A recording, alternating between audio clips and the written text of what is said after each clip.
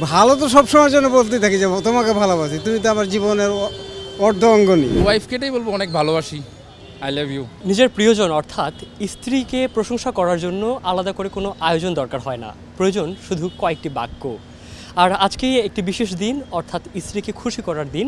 আর এই দিনটিকে কেন্দ্র করেই নগরের বিভিন্ন মানুষরা তাদের স্ত্রীকে নিয়ে কি ভাবছেন বা তাদেরকে নিয়ে কি বলতে চান, আমরা আজকে সেটি জানার চেষ্টা করব। জীবনের ব্যস্ততা, কাজের চাপ, সময়ের অভাব সব মিলিয়ে আমরা প্রায় ভুলে যাই আমাদের সবচেয়ে কাছের মানুষটির প্রতি ভালোবাসা আর কৃতজ্ঞতা প্রকাশ করতে।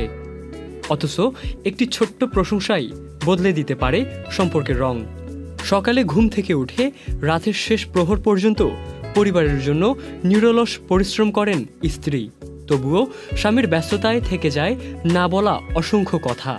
আর আজকের দিনটিতে প্রিয় মানুষকে জানালেন তার ভালোবাসার কথা। প্রিয় ওয়াইফকে সর্বশেষ কবে বলেছিলেন যে তোমাকে ভালোবাসি? সর্বশেষ ভালো তো সবসময়ের জন্য বলতেই থাকি যে তোমাকে ভালোবাসি, তুমি তো আমার জীবনের অর্ধ অঙ্গনী। ওয়ালটন এখন দেশের সীমানা পেরিয়ে পৌঁছে গিয়েছে 50টিরও বেশি দেশে। ওয়ালটন, ঘরে ঘরে বিশ্বজুড়ে।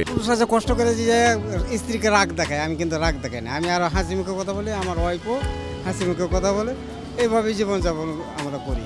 মেয়েরা আসলে তাদের প্রশংসা করলেই খুশি হয় বেশি, যেমন তাদের সৌন্দর্য প্রশংসা করা যায়, তাছাড়া রান্নার বিষয়ে বলা যায় উনি কোন রান্নাটা ভালো পারে, অথবা যে রান্নাটা ভালো হয়েছে, বা ঘুরতে নিয়ে যাওয়া কোথাও ছুটির দিনে ওর পছন্দের মতো, মানে ওয়াইফের পছন্দের মতো কোনো গিফট নিয়ে যাওয়া, কোনো ছোটোখাটো কোনো চকলেট হতে পারে, ফুল হতে পারে, কোনো গিফট নিয়ে গেলে ও খুশি হয়ে যাবে।